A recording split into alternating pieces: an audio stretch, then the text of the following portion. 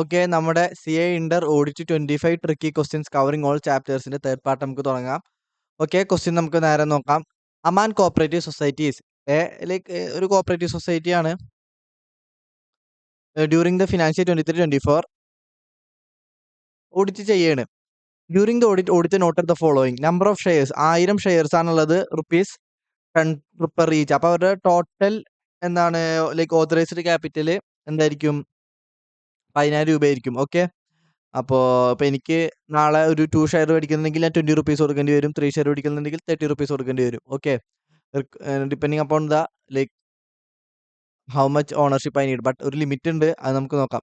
Net profit before compulsory transfer to reserve fund. നമുക്കറിയാം cooperative സൊസൈറ്റിയിൽ എത്ര ലാഭം ഉണ്ടാക്കിയാലും അതിൻ്റെ ഒരു സർട്ടൻ പെർസെൻറ്റേജ് ഭാവിയിലുള്ള അൺഎക്സ്പെക്റ്റഡ് കണ്ടിജൻസീസ് മീറ്റ് ചെയ്യാൻ വേണ്ടിയിട്ട് അല്ലെങ്കിൽ പ്രശ്നങ്ങൾ മീറ്റ് ചെയ്യാൻ വേണ്ടി മാറ്റിവെക്കണം. എത്രയാണ് പെർസെൻറ്റേജ്? 25%. സെക്ഷൻ 33 പറയണമെന്ന് തോന്നുന്നുണ്ട്.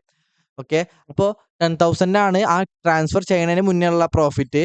ട്രാൻസ്ഫർ ചെയ്തതിന് ശേഷമുള്ള പ്രോഫിറ്റ് 8,000 എന്നാണ് പറയുന്നത്. നോർമലി 7,500 അല്ലേ വരുന്നത് 25% കുറച്ച് കഴിഞ്ഞാൽ. നോക്കാം ക്വസ്റ്റ്യൻ എന്താ ചോദിക്കുന്നത് നോക്കാം. Mister Dhairya, a member of society, holds 200 shares amounting to ₹2,000 from the previous year. Okay, അപ്പോൾ അതൊരു പോയിന്റ് ആണ്. ഇതാണ് സെക്കൻഡ് പോയിന്റ് കേട്ടാ. Upon verifying the society's borrowings, the auditor found that cooperative societies had accepted a loan from mister Shivam, a non member. ഒരു non മെമ്പറിൽ നിന്ന് വെച്ചാൽ member അല്ലാത്ത ആളുടെ അല്ലെങ്കിൽ ഈ സൊസൈറ്റിയുടെ ഷെയർ മേടിക്കാത്ത ആളുടെ കയ്യിൽ നിന്ന് ലോൺ എടുത്തിട്ടുണ്ട്. എന്നാൽ ബൈലോയിൽ അങ്ങനെ നോൺ മെമ്പറിൽ നിന്ന് ലോൺ എടുക്കരുത് എന്നൊന്നും പറഞ്ഞിട്ടില്ല എന്ന്. അപ്പോൾ ഇൻഡയറക്ട്ലി ബൈലോ അലോ ചെയ്യുന്നുണ്ട് എന്നാണ് പറയുന്നത്. The auditor did not find any restriction regarding this in the societies bylaws. Comment on the about transaction. ഇവിടെ ഈ രണ്ട് ട്രാൻസാക്ഷൻ പറ്റിയിട്ട് പറയുന്നുള്ളൂ. നമുക്കറിയാം ഒരു മെമ്പർക്ക് ഒരു society where the members liabilities limited എന്ന് വെച്ചാൽ ഒരു സൊസൈറ്റിക്ക് ഒരു കടം വന്നു കഴിഞ്ഞാൽ ആ മെമ്പർ അവരുടെ പേഴ്സണൽ അസറ്റ് എടുത്തിട്ട് റീപേ ചെയ്യേണ്ട ആവശ്യമില്ല. ഇപ്പം ഞാനൊരു സൊസൈറ്റിയിൽ 10,000 രൂപ ഷെയർ മേടിച്ചിട്ടുണ്ടെങ്കിൽ എൻ്റെ 10,000 രൂപ ഞാനോട് കൊടുത്തിട്ടുള്ളത്.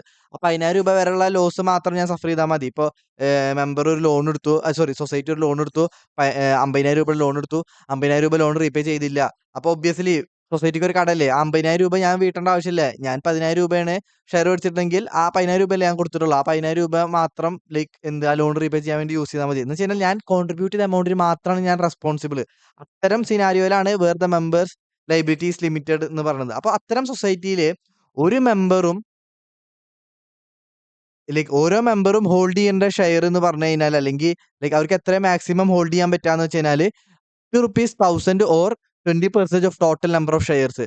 ഇപ്പൊ ഇവിടെ ടോട്ടൽ നമ്പർ ഓഫ് ഷെയർ എത്രയാണ്? 1000 ആണ്. അപ്പൊ ഒന്നെങ്കിൽ 200 ഷെയർ ഓർ എത്ര ഷെയർ ആണ് ഹോൾഡ് ചെയ്യുന്നത് അതിന്റെ 1,000 വാല്യൂ വരെ ഹോൾഡ് ചെയ്യാൻ പാടുള്ളൂ. ₹1,000 വാല്യൂ. ഇവിടെ നോക്ക് 200 ഷെയർ ഹോൾഡ് ചെയ്യുന്നത് പറഞ്ഞു. അപ്പൊ ഇൻഡയറക്ട്ലി 2,000 വാല്യൂ എന്നാ പറയണത് അല്ലേ? നമുക്കറിയാം വിച്ച് എവർ ഈസ് ലോവർ ഒന്നെങ്കിൽ 200 ഷെയർ. ഇപ്പൊ 200 ഷെയറിന്റെ വാല്യൂ ₹900 ആണെങ്കിൽ ഓക്കെ, കുഴപ്പമില്ല. 1,000 വാല്യൂവിനെക്കാളും എന്താണ് ലോവർ ആണ് 200 ഷെയർ ഹോൾഡ് ചെയ്യാം. പക്ഷെ ഇവിടെ 200 ഷെയറിന്റെ വാല്യൂ പറഞ്ഞാൽ 2,000 ആണ്, വിച്ച് ഈസ് അബവ് 1,000 വാല്യൂ. അപ്പൊ ഇവർക്ക് മാക്സിമം ആർക്കാണ്? ധൈര്യക്ക് മാക്സിമം ഹോൾഡ് ചെയ്യാൻ പറ്റാവുന്ന ഷെയർ വാല്യൂ എത്രയാണ്? 1,000 ആണ്. 1,000 എന്ന് പറയുമ്പോൾ ഒരു ഷെയറിന് ₹10 ആണെന്നുണ്ടെങ്കിൽ ഇവർക്ക് മാക്സിമം ഹോൾഡ് ചെയ്യാൻ പറ്റുന്ന ഷെയറിന് നമ്പർ ഓഫ് ഷെയർ എത്ര? 100 ആണ്, അല്ലാതെ 200 അല്ല. അപ്പൊ 100 ഷെയർസ് ആണ് മാക്സിമം ഹോൾഡ് ചെയ്യാൻ പാടുള്ളൂ. പിന്നെ ലോണിന്റെ കേസ് നമുക്കറിയാം. ഒരു ഡെപ്പോസിറ്റ് ഒരു ലോൺ കൊടുക്കുകയാണെങ്കിൽ മെമ്പർമാർക്ക് മാത്രമാണ് കൊടുക്കാൻ പാടുള്ളൂ. ഇനി രജിസ്ട്രാറിന്റെ സാങ്ഷനോട് കൂടി രജിസ്റ്റേർഡ് വേറെ കോപ്പറേറ്റീവ് സൊസൈറ്റിക്ക് ലോൺ കൊടുക്കാം.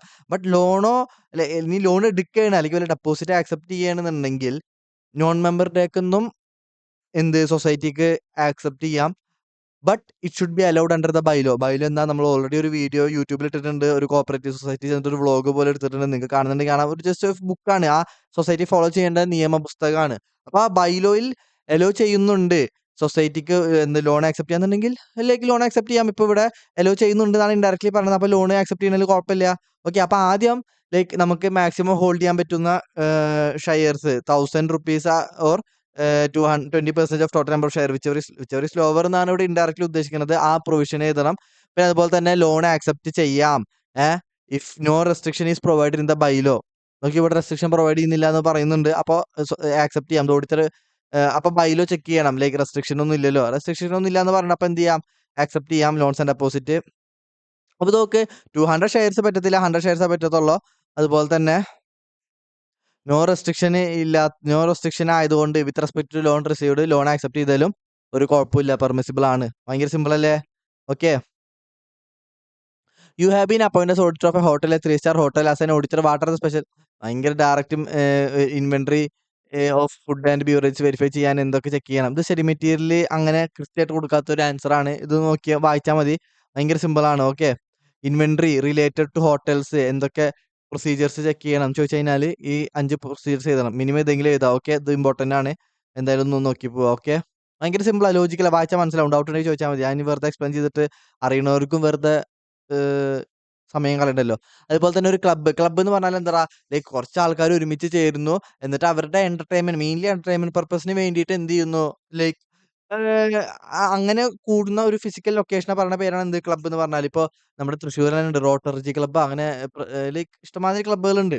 ലൈക്ക് ജസ്റ്റ് ഒരു എന്റർടൈൻമെന്റ് പർപ്പസിന് പൈസയുള്ള ആൾക്കാരും, അല്ലെങ്കിൽ ലൈക്ക് മെയിൻലി പൈസയുള്ള ആൾക്കാരാണ് ഇതൊക്കെ ഈ ക്ലബ്ബ് കൂടുക. ലൈക്ക് ഒബ്വിയസ്ലി നമ്മുടെ നാട്ടിൻപുറത്തുണ്ട് ഇപ്പൊ ഈ club, Malarvadi arts and sports club. അവിടെ എന്താണ്, എല്ലാവരും ഒരുമിച്ച് കൂടുന്നു. ലൈക്ക് വല്ല ഓണം വരുമ്പോൾ ഓണപരിപാടി നടത്തുന്നു, വിഷു വരുമ്പോൾ വിഷു പരിപാടി നടത്തുന്നു. എല്ലാവരും അങ്ങോട്ടും ഇങ്ങോട്ടും കണക്ഷൻ നടത്തുന്നു. എന്റർടൈൻമെന്റ് ആണ് മെയിൻ ഉദ്ദേശം അല്ലേ? Like over profit oriented, like പ്രോഫിറ്റും ജനറേറ്റ് ചെയ്യും, ബട്ട് എന്റർടൈൻമെന്റ് ആണ് മെയിൻ അവരുടെ ഉദ്ദേശം. ഒരു റിലീഫ് മൈൻഡ് സെറ്റിന് വേണ്ടിയിട്ടാണ് ഈ ഒരു ക്ലബ്ബ് ഫോം ചെയ്യുന്നത്. അപ്പൊ ക്ലബ്ബ് ഓഡിറ്റ് ചെയ്യുമ്പോൾ ചെക്ക് ചെയ്യുന്ന കാര്യങ്ങൾ, ലൈക്ക് ഒബ്വിയസ്ലി ആ മെമ്പർ ആണെങ്കിൽ എൻട്രൻസ് ഫീ ഉണ്ടായിരിക്കും. പിന്നെ ഈ മെമ്പർമാരൊക്കെ കൂടിയിട്ട് ഇത് ലൈക്ക് ഓരോ പരിപാടി നടത്തണമെങ്കിൽ ചെലവ് വേണ്ടേ?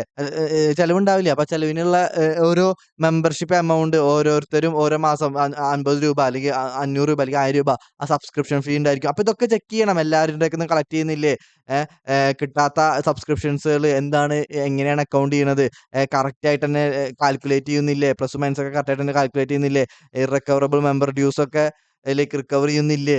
അതുപോലെ തന്നെ ഒരു പ്രോപ്പർ ഇന്റേണൽ ചെക്ക് ഇല്ലേ? ഇപ്പൊ വലിയ വലിയ ക്ലബ്ബൊക്കെ ആവുമ്പോ ഈ ക്ലബിന്റെ ഉള്ളിൽ തന്നെ ചെറിയൊരു ഫുഡ് സ്റ്റാൾ വല്ലതൊക്കെ ഉണ്ടായിരിക്കും. അപ്പൊ ഈ മെമ്പർമാർക്ക് എന്താണ്, ലൈക്ക് എമൗണ്ട് കളക്ട് ചെയ്യേണ്ടതായിരിക്കും ഈ ഫുഡ് സ്റ്റാള്. അപ്പൊ ചിലപ്പോ വല്ല പ്രീമിയം മെമ്പർഷിപ്പ് ഉള്ള ആൾക്കാരാണെങ്കിൽ ചിലപ്പോ ഫ്രീ ഫുഡ് കിട്ടുന്നതായിരിക്കും. എന്നാ ചിലപ്പോ നോർമൽ മെമ്പർഷിപ്പ് എടുത്തുള്ള ആൾക്കാരാണെങ്കിൽ ചിലപ്പോ ഫുഡിന് സെപ്പറേറ്റ് പൈസ കൊടുക്കേണ്ടി വരും.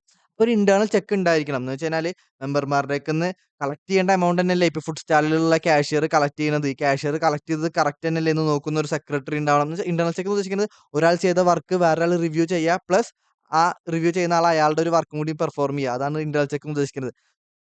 ചുരുക്കി പറഞ്ഞാൽ വേറൊന്നുമല്ല, എന്തെങ്കിലും ഫുഡ് സ്റ്റാള് അല്ലെങ്കിൽ ഡ്രിങ്ക്സ് ഒക്കെ പ്രൊവൈഡ് ചെയ്യുന്ന ചെറിയ സ്റ്റാൾ അങ്ങനെ എന്തെങ്കിലും ക്ലബ്ബിലുണ്ടെങ്കിൽ ആ പ്രൊവൈഡ് ചെയ്യുന്ന ഫുഡ് സ്റ്റഫ് അല്ലെങ്കിൽ ഡ്രിങ്ക്സിനൊക്കെ കളക്ട് ചെയ്യുന്ന എമൗണ്ട് കറക്റ്റ് തന്നെയല്ലേ? കറക്റ്റ് ചെയ്യുന്നത് കറക്റ്റ്ലി അക്കൗണ്ട് ചെയ്യുന്നില്ലേ? ബുക്സിൽ അതെല്ലാം കാട്ടിയിട്ടില്ലേ? അതുപോലെ തന്നെ ലൈക്ക് ബില്ലിയാർഡ്സ്, ടെന്നീസ് ഇതിനൊക്കെ ലൈക്ക് വല്ല എമൗണ്ട് കളക്ട് ചെയ്യുന്നുണ്ടെങ്കിൽ എല്ലാവരുടെയൊന്നും കളക്ട് ചെയ്യുന്നില്ലേ? ഫേവറീസ് ഒന്നും ഇല്ലല്ലോ, ഉടായിപ്പൊന്നും കാണിക്കുന്നില്ലല്ലോ. ഇത് എന്താണ്, ക്ലബ്ബില് ബുക്സിൽ അക്കൗണ്ട് ചെയ്യാതെ പോക്കറ്റിക്കൊന്നും പോണില്ലല്ലോ ആരുടെയും എന്നൊക്കെ ആര് എൻഷുർ ചെയ്യണം? ഓഡിറ്റർ എൻഷുർ ചെയ്യണം.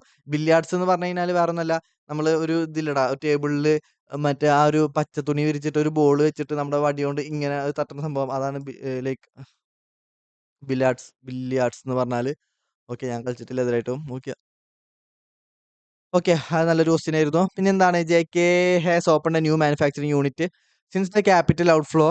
ഓക്കെ, അവർക്കൊരു പ്ലാന്റ് ആൻഡ് മെഷീനറി ആവശ്യമുണ്ട്. പക്ഷേ ആ പ്ലാന്റ് ആൻഡ് മെഷീനറി അടിക്കുമ്പോൾ obviously outflow will be very huge. അപ്പൊ അത്ര പൈസ ഇല്ലാത്തതുകൊണ്ട് ലീസിന് എടുക്കാന്ന് വെച്ചു. ലൈക്ക് സിമിലർ ടു റെന്റിൽ എടുക്കുന്ന പോലെ. They have approach several parties and short listed. Like 1-2 ആൾക്കാരെ ഇതൊക്കെ എടുക്കാൻ തീരുമാനിച്ചു. 11 വർഷത്തിന് എടുക്കാൻ തീരുമാനിച്ചു. Which is approximately the estimated economic life.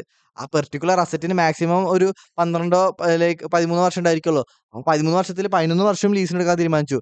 അപ്പൊ തന്നെ നിങ്ങളുടെ മൈൻഡിൽ ഇത് ഫൈനാൻസ് ലീസിന്റെ ഒരു കണ്ടീഷൻ ആണല്ലോ എന്നുള്ള ഒരു ട്രിഗറിംഗ് പോയിന്റ് വരണം. As per the agreement, normally ഇത്രയും വലിയ പീരീഡിന് യൂസ് ചെയ്യുമ്പോൾ തന്നെ അതിന്റെ ഒരുവിധം പണിക്കുറ്റം തീർന്നുണ്ടാവും. പിന്നെ അത് വേറെ ലീസ് ചെയ്യാൻ ലെസർക്ക് ഉള്ള വാല്യൂ ഉണ്ടായിരിക്കില്ല.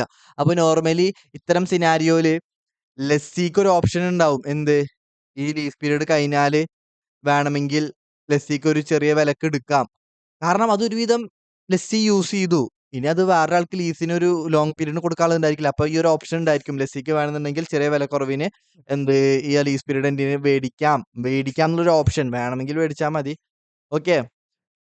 അപ്പൊ ആസ് പെർ ദ അഗ്രിമെന്റ് ഇൻഷുറൻസും മെയിൻ്റെനൻസ് എക്സ്പെൻസും ഒക്കെ ആരാ ബെയർ ചെയ്യുന്നത്? ലെസ്സിയാണ് മെയിൻറ്റെയിൻ ചെയ്യുന്നത്. JK limited. ഒബ്വിയസ്ലി ഇത്രയും കാലം യൂസ് ചെയ്യുന്നത് വെച്ചാല് മേടിച്ചത് ലെസ്സർ ആണെങ്കിൽ പോലും അത് ശരിക്കും അത് യൂസ് ചെയ്യുന്നത്, അല്ലെങ്കിൽ നമ്മൾ യൂസ് ചെയ്യാൻ വേണ്ടി മേടിച്ച പോലെ ഉള്ളൊരു സിനാരിയോ ആരുടെ പോയിന്റ് ഓഫ് വ്യൂല് വരുന്നത്? ലെസ്സിയുടെ പോയിന്റ് ഓഫ് വ്യൂല് എന്ന് വെച്ച് കഴിഞ്ഞാല് മേടിച്ചത് ലെസ്സറാണ്, ബട്ട് അത് മെയിൻലി യൂസ് ചെയ്യുന്നത് ആരാണ്? ലെസ്സിയാണ്. അപ്പൊ ഇൻഡയറക്ട്ലി ലെസ്സിയാണ് അതിന്റെ ഓണർ. ലൈക് മെയിൻലി അത് യൂസ് ചെയ്യുന്ന ആളല്ലടാ അതിന്റെ ഒരു ഓണർ പോലെ. അവിടെ ഏറ്റവും കൂടുതൽ യൂസ് ചെയ്യുന്ന ആളാരാ? ലെസ്സിയാണ്. ലെസ്സി ഇൻഡയറക്റ്റ് ഒരു ഓണർ പോലെയാണ്. അപ്പൊ ഒബ്വിയസ്ലി ലെസ്സി തന്നെയായിരിക്കും ഇൻഷുറൻസും മെയിൻ്റനൻസ് എക്സ്പെൻസും ഒക്കെ എന്ത് ചെയ്യുക, ലൈക്ക് ചെലവാക്കാൻ അതിന് വേണ്ടിയിട്ടുള്ളത്. Which kind of lease agreement നമുക്ക് ഒബ്വിയസ്ലി ഇവിടുന്ന് തന്നെ മനസ്സിലായി എന്ത് ഫൈനാൻസ് ലീസ് ആണ്. പിന്നെ ഓണർഷിപ്പ്, ഫൈനാൻസ് ലീസിൽ ഓണർഷിപ്പ് സ്റ്റാറ്റസ് എന്തായിരിക്കും? ഓണർഷിപ്പ് സ്റ്റാറ്റസ് ആരായിരിക്കും? നമുക്ക് ബുക്സിൽ നമുക്കറിയാം മേജർ ആ അസറ്റിന്റെ ലൈഫ് യൂസ് ചെയ്യുന്നത് ലെസ്സിയാണ്. അപ്പൊ ലെസ്സി ആയിരിക്കും ഫൈനാൻസ് ലീസ് പ്രകാരം ഇത് അസറ്റ് ആക്കി കാണിക്കും, ഡിപ്രിസിയേഷൻ ക്ലെയിം ചെയ്യും, അല്ലാതെ ലെസ്സർ അല്ല. ഓക്കെ. അപ്പൊ എന്താ ഓണർഷിപ്പ് സ്റ്റാറ്റസ്, സോറി ഇത് ഞാൻ ഇപ്പൊ ഇത് പറഞ്ഞത് അക്കൗണ്ടിങ് ട്രീറ്റ്മെന്റ് കേസാണ്. ഓണർഷിപ്പ് സ്റ്റാറ്റസ് പേപ്പർലി അല്ലെങ്കിൽ ലീഗലി നിയമപ്രകാരം ഓണർ ആരായിരിക്കും? ലെസ്സർ തന്നെയായിരിക്കും. ബട്ട് ഇവിടെ ഒരു ഓപ്ഷൻ ഉണ്ടായിരിക്കും ആർക്ക്? ലെസ്സിക്ക്. ഈ 11 വർഷം യൂസ് ചെയ്ത് കഴിഞ്ഞാൽ ലെസ്സിക്ക് വേണമെന്നുണ്ടെങ്കിൽ എന്ത് ഈ അസറ്റ് വേടിക്കാം വില കുറവില്. ആ വേടിക്കുന്നുണ്ടെങ്കിൽ വേടിക്കണ വരെ ഓണർഷിപ്പ് ആർക്കായിരിക്കും? ലെസ്സർക്കായിരിക്കും. വേടിച്ച് കഴിഞ്ഞാൽ ആർക്കായിരിക്കും ഓണർഷിപ്പ്? ലെസ്സിക്കായിരിക്കും. ആ 11 വർഷത്തിന് ശേഷം. Okay. Ownership transfer option at the end of the lease period is with the lessee. അപ്പൊ title may or may not be eventually transferred. അപ്പൊ നമുക്ക് എന്തായാലും ലെസ്സിയുടെ പേരിലാണ് ഓണർഷിപ്പ് എന്ന് പറയാൻ പറ്റില്ല. Like at the end of lease period എന്തായാലും ലെസ്സറുടെ പേരിലാന്ന് പറയാൻ പറ്റില്ല. അത് ലെസ്സി എടുക്കുന്ന തീരുമാനം പോലെ ഇരിക്കും ഓണർഷിപ്പ് സ്റ്റാറ്റസ്. അപ്പൊ നിങ്ങൾക്ക് വേണമെങ്കിൽ ഇങ്ങനെ എഴുതാം: up to 11 years ownership will be with lessor, but after the end of the lease period title may or may not be eventually transferred resulting in to the resulting or may which may or may not result in to the ownership of lessee. Okay. അപ്പൊ നമുക്ക് ഇവിടെ general point ആയിട്ട് എഴുതാൻ പറ്റുള്ളൂ, ഇന്ന ആളാണ് owner full time, അല്ലെങ്കിൽ ഇന്ന ആളാണ് ഓണർ ഫുൾ ടൈം, അങ്ങനെ പറയാൻ പറ്റില്ല എന്ന്. ഓക്കെ. ഇത്ര തന്നെ എഴുതിയാലും മതി എക്സാമിന്. ഓക്കെ. ഫൈനാൻസ് ലീസ് ആയിട്ട് ട്രീറ്റ് ചെയ്യും. Major part of economy, like 5 condition അതിൽ ഏതെങ്കിലും സാറ്റിസ്ഫൈ ചെയ്താൽ മതിയല്ലോ ഫൈനാൻസ് ലീസ് ആവാൻ. പിന്നെ അക്കൗണ്ടിങ് ട്രീറ്റ്മെന്റ് നമ്മൾ പറഞ്ഞു, ലൈക്ക് അസറ്റ് ആക്കി കാണിക്കും. ലൈക്ക് ഒരു ലോൺ അറേഞ്ച്മെന്റ് പോലെ ട്രീറ്റ് ചെയ്യാം. നമ്മൾ ലോൺ കൊടുത്തിട്ട് അല്ലെ ലോൺ എടുത്തിട്ട് ഒരു അസറ്റ് മേടിച്ചാൽ നമ്മൾ എന്താ ചെയ്യുക? അസറ്റിന്റെ ഡിപ്രിസിയേഷൻ ഞാൻ ക്ലെയിം ചെയ്യും, ഇൻട്രസ്റ്റ് ആ ലോണിന്റെ മേലെ ഞാൻ കൊടുക്കുന്ന ഇൻട്രസ്റ്റ് ക്ലെയിം ചെയ്യും, ഇല്ലേ? അപ്പൊ ഇവിടെ ഫൈനാൻസ് ലീസ് എന്ന് പറയുമ്പോൾ ലോണിന് പകരം ഞാൻ എടുക്കുന്ന മെഷീനറിയാണ്. ആ മെഷീനറി എടുത്തിട്ട് ആ മെഷീനറിക്ക് കറസ്പോണ്ടിങ് ആയിട്ട് ഞാൻ എന്ത് കൊടുക്കും? ലീസ് റെന്റിൽ കൊടുക്കും. ആ ലീസ് റെന്റിൽ ഞാൻ ഇൻട്രസ്റ്റ് പോലെ ട്രീറ്റ് ചെയ്യും. അതുപോലെ തന്നെ ഈ മെഷീനറിയുടെ മേലെ ഡിപ്രിസിയേഷൻ ക്ലെയിം ചെയ്യും. പക്ഷെ ഒരു ലോൺ എടുത്തിട്ട് ഞാൻ അസറ്റ് മേടിക്കുന്ന പോലെയാണ് ഈ ഫൈനാൻസ് ലീസിനെ ട്രീറ്റ് ചെയ്യുക എന്നാണ് ഇവിടെ ഇൻഡയറക്ട്ലി പറഞ്ഞത്. Finance lease is treated like a loan arrangement and the asset ownership is considered that of the lessee. എന്ന് വെച്ചാൽ ബാലൻസ് ഷീറ്റിൽ ലെസ്സിയുടെ ബാലൻസ് ഷീറ്റിലാണ് ഈ അസറ്റിന്റെ വാല്യൂ കാണിക്കുക. അതുകൊണ്ട് ബാലൻസ് ഷീറ്റ് ഓഫ് ലെസ്സിയിൽ അപ്പിയർ ആവും. വേണമെന്നുണ്ടെങ്കിൽ നിങ്ങൾക്ക് എഴുതാം, ലൈക്ക് ഇങ്ങനെ ഒരു പോയിന്റ് കൂടെ എഴുതാം: lease rental will be treated like an interest and it will be charge to profit and loss account. Lease rental paid ചെയ്യുന്നത് in case of finance lease, അതും വേണമെങ്കിൽ എഴുതാം. ഓക്കെ. അതിവിടെ പറഞ്ഞിട്ടുണ്ട്: lessee can claim both interest and depreciation expense. ഇവിടെ interest എന്ന് ഉദ്ദേശിക്കുന്നത് lease rentals എന്നുള്ള ലീസ് റെന്റലിലാണ് ഇൻട്രസ്റ്റ് എന്ന് ഉദ്ദേശിക്കുന്നത് കേട്ടോ. Finance lease is treated like a loan, like ലോണായിട്ട് പോലെയാണ് ട്രീറ്റ് ചെയ്യുന്നത് കൊണ്ട് ആ ലീസ് റെന്റലിന് ഇൻട്രസ്റ്റ് ആയിട്ടും ലൈക്ക് അസറ്റിന്റെ മേലെ ഡിപ്രിസിയേഷൻ ക്ലെയിം ചെയ്യാം. ഓക്കെ. അവിടെ ഈ ഫൈനാൻസ് ലീസിലുണ്ടല്ലോ ലീസ് റെന്റലിന്റെ ഫുൾ പോർഷൻ ഇൻട്രസ്റ്റ് ആയിട്ട് വരത്തില്ല, ഒരു സർട്ടൻ പോർഷനാണ് ഇൻട്രസ്റ്റ് ആയിട്ട് വരിക. അപ്പൊ ആ ഒരു എമൗണ്ട് ആണ് ഇവിടെ ഇൻട്രസ്റ്റ് ആയിട്ട് ട്രീറ്റ് ചെയ്യാന്ന് പറയുന്നത്. അത് നിങ്ങൾ ഫൈനാൻസ് ലീസ് അക്കൗണ്ടിങ്ങിലൊക്കെ പഠിക്കുന്നുണ്ടോ? ഓക്കെ. ഇപ്പൊ ഇവിടെ അതിന്റെ ആവശ്യമൊന്നുമില്ല. ലൈക്ക് നമുക്ക് ലെസ്സിക്ക് ബോത്ത് ആ ലീസ് റെന്റിന്റെ ഭാഗമായിട്ട് വരുന്ന ഇൻട്രസ്റ്റ് എമൗണ്ടും ടാക്സ് ആയിട്ട് ട്രീറ്റ് ചെയ്യാം. ബാക്കിയുള്ളത് പ്രിൻസിപ്പൽ പോർഷൻ ആയിട്ട് വേണ്ടി വരാം. പിന്നെ അതുപോലെ തന്നെ ഡിപ്രിസിയേഷൻ എക്സ്പെൻസും ലൈക്ക് അസറ്റിന്റെ മേലെ ക്ലെയിം ചെയ്യുന്നതും. ഇപ്പോൾ ലീസ് റെന്റിന്റെ ഭാഗമായിട്ട് വരുന്ന ഇൻട്രസ്റ്റും അസറ്റിന്റെ മേലെ ക്ലെയിം ചെയ്യുന്ന ഡിപ്രിസിയേഷനും ആർക്ക് ക്ലെയിം ചെയ്യാം? ലെസ്സിക്ക് ക്ലെയിം ചെയ്യാം. അത് ഫൈനാൻസ് ലീസിൽ. അത് അക്കൗണ്ടിങ് റിലേറ്റഡ് സംഭവങ്ങൾ ഒന്നും ഡീറ്റെയിൽ ആയിട്ട് ഇവിടെ പഠിക്കേണ്ട ആവശ്യമില്ല. അപ്പോൾ അതുകൊണ്ട് ഞാൻ ഡീറ്റെയിൽ ആയിട്ട് പറഞ്ഞില്ല. ഓക്കെ. അതുപോലെ തന്നെ ഇത് ഒരു അറ്റംപ്റ്റിൽ വന്നിട്ടുള്ളതാണ്. ലാസ്റ്റ് പ്രയോറിറ്റിയിൽ നോക്കിയാൽ നല്ലതായിരിക്കും. പിൽഫറിംഗ് പ്രോബ്ലത്തെ ഒരു ഹോട്ടലിനെ പറ്റിയിട്ട് പറയാം. പിൽഫറിംഗ് എന്ന് പറഞ്ഞാൽ എന്താ? ചെറിയ ചെറിയ ഐറ്റംസുകൾ റിപ്പീറ്റഡ്ലി ഇങ്ങനെ എടുത്തുകൊണ്ട് പോവുക. ഇപ്പൊ ഒരു ഹോട്ടൽ എന്ന് പറഞ്ഞു കഴിഞ്ഞാൽ അവിടെ സോപ്പ്, പാത്രങ്ങള്, മറ്റേ ഇൻഗ്രീഡിയൻസ്, മുളക് പൊടി, മല്ലിപ്പൊടി, ടവല്, ചെരുപ്പ്, ബ്രഷ്, പേസ്റ്റ്, ഇങ്ങനെ ഒരുപാട് കുഞ്ഞു ഐറ്റംസുകൾ ഉണ്ട്. ഇതൊക്കെ കട്ടുകൊണ്ട് പോകാൻ ഒരു പണിയില്ല. അപ്പൊ ഇതിനാണ് പിൽഫറിംഗ് എന്ന് പറയാം. അപ്പൊ ഇതൊരു മെയിൻ പ്രോബ്ലം ആയിരിക്കും അല്ലേ? Pilfering is one of the greatest problem in any hotel and the importance of internal control cannot be undermined. അപ്പോൾ ഈ പിൽഫറിംഗ് മിനിമൈസ് ചെയ്യാനുള്ള ഇന്റർണൽ കൺട്രോൾ, അതിപ്പോൾ CCTV, ലൈക്ക് ഒരു ഗസ്റ്റ് ചെക്ക് ഔട്ട് ചെയ്ത് കഴിഞ്ഞാൽ അപ്പൊ തന്നെ അവിടുത്തെ സാധനങ്ങൾ ചെക്ക് ചെയ്യുക. അപ്പൊ അത്തരം റൂൾസുകളൊന്നും നമുക്ക് വില കുറച്ച് കാണാൻ പറ്റില്ല. കാരണം പിൽഫർ ചെയ്ത് അത്രയും ചെറിയ ചെറിയ എമൗണ്ട് ആണ് ഇൻഡിവിജ്വലി പോലെങ്കിൽ മൊത്തത്തിൽ വലിയൊരു നഷ്ടമായിരിക്കും ആർക്ക് വരുത്താം? ഹോട്ടൽസിന് വരുത്താം. ഇതൊക്കെ ഡയറക്റ്റ് കോസ്റ്റ് അല്ലെങ്കിൽ കോസ്റ്റ് ഓഫ് ഗുഡ്സ് സോൾഡിന്റെ ഭാഗമായിട്ട് വരുന്നതാണ് ഈ ലൈക്ക് ചെറിയ ചെറിയ ഐറ്റംസുകളൊക്കെ. അപ്പൊ ഗ്രോസ് പ്രോഫിറ്റിനെ ഭയങ്കരമായിട്ട് എഫക്ട് ചെയ്യും, ഇല്ലേ? It is the responsibility of the management to introduce controls which will minimise the leakage as far as possible. അടാ ലൈക്ക് ഈ പിൽഫറേജ് നടക്കുക അല്ലെങ്കിൽ മോഷണം നടക്കുക എന്ന് പറഞ്ഞു കഴിഞ്ഞാൽ റവന്യൂ ലീക്കേജ് ആയി പോണ പോലെയല്ലേ. നമുക്ക് റവന്യൂ ആക്കി മാറ്റിയെടുക്കാൻ പറ്റുന്ന ഐറ്റംസുകളാണ് എന്ത് മോഷ്ടിക്കപ്പെടുന്നത്. അപ്പോൾ ഒബ്വിയസ്ലി റവന്യൂ കുറയല്ലേ, റവന്യൂ ലീക്കേജ് ആവില്ലേ. അപ്പോൾ അത് ഇല്ലാതിരിക്കാൻ വേണ്ടിയിട്ടുള്ള കൺട്രോൾസ് ഇംപ്ലിമെന്റ് ചെയ്യണം. Evidence of their success is provide by preparation of regular perhaps weekly trading accounts for each sales point and detailed scrutiny of resulting profit percentage with any deviation from the anticipated from being investigated. Okay, വേറെ ഒന്നുമല്ല. അപ്പോൾ നമ്മൾ ഈ implement ചെയ്ത controls എങ്ങനെയാണ് management implement ചെയ്ത controls for reducing pilferage എങ്ങനെയാണ് successful ആണോ അല്ലയോ നോക്കുക. ഡെയിലി അല്ലെങ്കിൽ വീക്ക്ലി എന്തുണ്ടാക്കുക, ലൈക്ക് റിപ്പോർട്ട് ഉണ്ടാക്കുക. ലൈക്ക് ട്രേഡിംഗ് അക്കൗണ്ട് ഉണ്ടാക്കാന്. ട്രേഡിംഗ് അക്കൗണ്ട് പറഞ്ഞാൽ ഗ്രോസ് പ്രോഫിറ്റ് എത്രയാണെന്ന് കാണിക്കുന്നതാണ്. ഇപ്പൊ നമ്മൾ ഈ ഇൻഗ്രീഡിയൻസും ഒരു ഹോട്ടലിൽ ഇൻഗ്രീഡിയൻസും ബ്രഷും പേസ്റ്റും സോപ്പും എല്ലാം കൂട്ടിയിട്ട് ഒരു 40,000 രൂപയുടെ സാധനങ്ങൾ ഇറക്കി. അപ്പോൾ നമ്മൾ എക്സ്പെക്ട് ചെയ്യുന്ന ഗ്രോസ് പ്രോഫിറ്റ് എത്ര? ഒരു സെയിൽ പ്രൈസിൽ നിന്ന് ഈ കോസ്റ്റ് ഓഫ് ഗുഡ്സ് സോൾഡ് ആയിട്ടുള്ള ഈ ഐറ്റംസ് എല്ലാം കുറച്ചിട്ട് നമ്മൾ എക്സ്പെക്ട് ചെയ്യുന്ന ഗ്രോസ് പ്രോഫിറ്റ് ഒരു എത്ര, ഒരു 70,000 വിചാരിക്കും. 70,000 വിചാരിക്കും. പക്ഷെ ഞാൻ റിയാലിറ്റിയിൽ എത്ര ഗ്രോസ് പ്രോഫിറ്റ് നോക്കിയപ്പോണ്ടല്ലോടാ, 60,000 ഉള്ളൂ. അപ്പൊ നോക്ക്, ചിലപ്പോൾ വല്ല ഈ മോഷണമൊക്കെ പോയിട്ടുണ്ടായിരിക്കും. അതുകൊണ്ട് എനിക്ക് അതൊന്നും ഇൻകം ആക്കി കൺവേർട്ട് ചെയ്യാൻ പറ്റിയിട്ടുണ്ടായിരിക്കില്ല. അപ്പോൾ നോക്ക്, നമ്മൾ ഈ ഗ്രോസ് പ്രോഫിറ്റ് പറഞ്ഞാൽ sales minus cost of goods sold. ഈ കോസ്റ്റ് ഓഫ് ഗുഡ്സ് സോൾഡിലല്ലേ ഈ പറയണ കുഞ്ഞു കുഞ്ഞു ഐറ്റംസുകളിലൊക്കെ ലൈക്ക് കോസ്റ്റ് ആയിട്ട് വരാം. അപ്പോൾ എന്താണ്, അപ്പോൾ ഗ്രോസ് പ്രോഫിറ്റിന്റെ റിപ്പോർട്ട് അല്ലെങ്കിൽ ട്രേഡിംഗ് അക്കൗണ്ട് റിപ്പോർട്ട് എപ്പോഴും അല്ലെങ്കിൽ റെഗുലർലി പ്രിപ്പയർ ചെയ്യണം മാനേജ്മെന്റ്. എന്നിട്ട് എക്സ്പെക്ട് ചെയ്ത ഗ്രോസ് പ്രോഫിറ്റ് ആ ട്രേഡിംഗ് അക്കൗണ്ട് കാണിക്കുന്നുണ്ടോ, ഇല്ലെങ്കിൽ അവിടെ എന്തോ പിൽഫറേജ് നടന്നിട്ടുണ്ടെന്നാണ് മീനിങ്. അപ്പോൾ അതിലെന്ത് ചെയ്യണം, ഇൻവെസ്റ്റിഗേറ്റ് ചെയ്യണം. Okay, the auditor should obtain regular trading account for the period under review. ഏത് ഇയറിലാണ് നോക്കുന്നത്, അവിടെ regular trading account audit check ചെയ്യണം. ആ നോർമലി ഒരു കമ്പനിക്ക് ഉണ്ടാകുന്ന ഗ്രോസ് പ്രോഫിറ്റ് തന്നെ ആ പെർട്ടിക്കുലർ ട്രേഡിംഗ് അക്കൗണ്ടിൽ റിഫ്ലക്ട് ചെയ്തിട്ടുണ്ടോ നോക്കണം. എക്സാമിൻ ഇനി വല്ല ഡീവിയേഷൻ ഉണ്ടെങ്കിൽ ആ ഡീവിയേഷന് കാരണം മാനേജ്മെന്റിന്റെ കയ്യിൽ നിന്ന് ഓർഡർ ഒബ്റ്റെയിൻ ചെയ്യണം. The auditor should verify a few restaurant bills by reference to KOT kitchen order ticket. Like ഈ ഒരുപാട് സെയിൽസ് ബില്ല് ഉണ്ടായിരിക്കില്ലടാ, ഈ കസ്റ്റമേഴ്സിന് ഫുഡ് കഴിച്ചതിന്റെ ബില്ല് ആര് കൊടുത്തിട്ടുണ്ടായിരിക്കും, റെസ്റ്റോറന്റ് ഉണ്ടായിരിക്കും. അപ്പൊ restaurant bill, kitchen order ticket, ഈ വെയിറ്റർമാരുണ്ടല്ലോ ഒരു ടാബ് പിടിച്ച് വരത്തില്ലേ, ഒരു ടേബിളിൽ ഈ table number 501 chicken chilli 2 plate, biryani 3 plate. അപ്പോൾ ഈ ക്വാണ്ടിറ്റി ഉണ്ടല്ലോ ആരുടെ കയ്യിലുണ്ടാവും, ഷെഫിന്റെ കയ്യിലുണ്ടാവും. കിച്ചൺ ഓർഡർ ടിക്കറ്റ് എന്ന് പറയുന്നത് വെച്ചാൽ കിച്ചണിലോട്ട് ഓർഡർ ചെയ്യാനുള്ള ടിക്കറ്റ്. അത് ഈ വെയിറ്റർ ഈ ടാബിൽ അടിക്കുമ്പോൾ ഓട്ടോമാറ്റിക്കലി ഇത്ര ഐറ്റംസ് ഇത്ര ക്വാണ്ടിറ്റിയിൽ എന്നുള്ള ഒരു ടിക്കറ്റ് അല്ലെങ്കിൽ ഒരു സ്ലിപ്പ് ക്രിയേറ്റ് ചെയ്യപ്പെടും ഷെഫിന്റെ അടുത്ത്. അപ്പൊ ഷെഫിന്റെ കയ്യിൽ ആ ടേബിൾ നമ്പർ 3 1000 രൂപക്കുള്ള വാല്യൂ ഇതൊക്കെയുള്ള സാധനങ്ങൾ ഉണ്ടാക്കിയിട്ടുണ്ടായിരിക്കും. ഇപ്പൊ ഈ റെസ്റ്റോറന്റ് ബില്ലിട്ട് റെസ്റ്റോറന്റ് ബില്ല് ചെയ്യൂലോ, ഈ കിച്ചൺ ഓർഡർ ടിക്കറ്റ് അല്ലല്ലോ ഇവിടെ കസ്റ്റമർക്ക് കൊടുക്കുക, കസ്റ്റമർക്ക് ബില്ല് കൊടുക്കുക. അപ്പൊ ബില്ലിൽ ഐറ്റംസുകൾ തന്നെയാണോ ഈ കിച്ചൺ ഓർഡർ ടിക്കറ്റിൽ വന്നിട്ടുള്ളത്, ടേബിൾ നമ്പർ 3 ഇന്ന ഡേറ്റിൽ ഇന്ന് ക്രോസ് ചെക്ക് ചെയ്ത് നോക്കണം ആര്, ഓഡിറ്റർ. അതുപോലെ തന്നെ എല്ലാ കളക്ട് ചെയ്ത എല്ലാ ടാക്സസുകളും, ലൈക്ക് ഇതൊക്കെ ഒരു ജനറൽ പോയിന്റ് ആണ്, ഇതിനൊന്നും റെലവൻസ് ഇല്ല. ബട്ട് നമുക്ക് പറയുമ്പോൾ ഇത് പറയാം, ലൈക്ക് സെഡിമെന്റിൽ ഇതുള്ളതുകൊണ്ട്. ഐ മീൻ ഇത് ആർട്ടിപ്പിൽ എതിരെ വന്ന ക്വസ്റ്റ്യൻസ് ആണ്, ഇത് എക്സാം ചോദിച്ചാൽ ഇതൊക്കെ എഴുതണം. ഓക്കെ, ലൈക്ക് ടാക്സ് കളക്ട് ചെയ്തൊക്കെ അപ്രോപ്രിയേറ്റ് അതോറിറ്റിക്ക് പേ ചെയ്തിട്ടുണ്ടോ. അതുപോലെ തന്നെ if internal control in hotel is a weak or perhaps break down, ഇതൊരു very serious problem exist. Obviously ഏതൊരു ബിസിനസ്സിൽ ഇന്റർണൽ കൺട്രോൾ വീക്ക് ആണെങ്കിൽ ഒരുപാട് പ്രശ്നങ്ങൾ ഉണ്ടാവും. It's a result of the transient nature of many of his client records. എന്ന് വെച്ചാൽ temporary nature. ഈ നോക്കടാ, ഈ റെസ്റ്റോറന്റ് സോപ്പ് ബില്ല് സോപ്പ് ചെരുപ്പ് സംഭവങ്ങളൊക്കെ മേടിച്ച് അതുപോലെ തന്നെ കസ്റ്റമർക്ക് കൊടുക്കുന്ന ബിൽസ് ഒക്കെ പറഞ്ഞാൽ കുഞ്ഞു കുഞ്ഞു ബിൽസും അതിന്റെ ഇങ്കൊക്കെ പെട്ടെന്ന് മാഞ്ഞു പോകണതായിരിക്കും. അപ്പൊ അതുകൊണ്ട് തന്നെ ഇതൊക്കെ കുറച്ച് കാലം എടുത്ത് വെക്കുന്നതായിരിക്കുമല്ലോ അല്ലേ. അപ്പോൾ പക്ഷേ ഓഡിറ്റർക്ക് ഇത് കുറച്ച് കാലം ലൈക്ക് എടുത്തു വെക്കുള്ള റെക്കോർഡ്സ് ഒന്നും അധികം കംപ്ലീറ്റ് ആയിട്ട് ഉണ്ടാവില്ല എന്ന് കരുതിയിട്ട് ബുക്സ് നേരമ്പോൾ ചെക്ക് ചെയ്യാതിരിക്കാനും പറ്റുമോ, ഇല്ല. അപ്പൊ as a result of temporary nature of many of the clients records, ഹോട്ടൽസിന്റെ records, the auditor must rely largely on the gross margin shown by the accounts. Trading account നിങ്ങളൊന്ന് ആലോചിച്ച് നോക്കണം. ഈ മേടിക്കുന്ന സോപ്പ്, ഇൻഗ്രീഡിയൻസ്, പാത്രങ്ങൾ, യൂട്ടൻസിൽസ് സംഭവങ്ങളൊക്കെ sales minus cost of goods sold വരുന്നതാണ്. അപ്പോൾ ഈ റെക്കോർഡ്സ് ഒന്നും എപ്പോഴും ഹോട്ടലിന്റെ കയ്യിൽ ഇല്ലെങ്കിൽ, അല്ലെങ്കിൽ ഒരു ടെമ്പററി പീരീഡ് ഉള്ളതെന്നുണ്ടെങ്കിൽ ഗ്രോസ് മാർജിൻ അല്ലെങ്കിൽ ഗ്രോസ് പ്രോഫിറ്റ് മാനിപ്പുലേറ്റഡ് ആവാനുള്ള സാധ്യത ഭയങ്കര ഹയർ ആണ്. അപ്പോൾ ഗ്രോസ് പ്രോഫിറ്റ് ഭയങ്കര ഡീറ്റെയിൽ ആയിട്ട് അല്ലെങ്കിൽ അതിൽ ഭയങ്കര ലാർജ് റിലേ ചെയ്യണം, വെരിഫൈ ചെയ്യണം ആ ഒരു ഓഡിറ്റർ.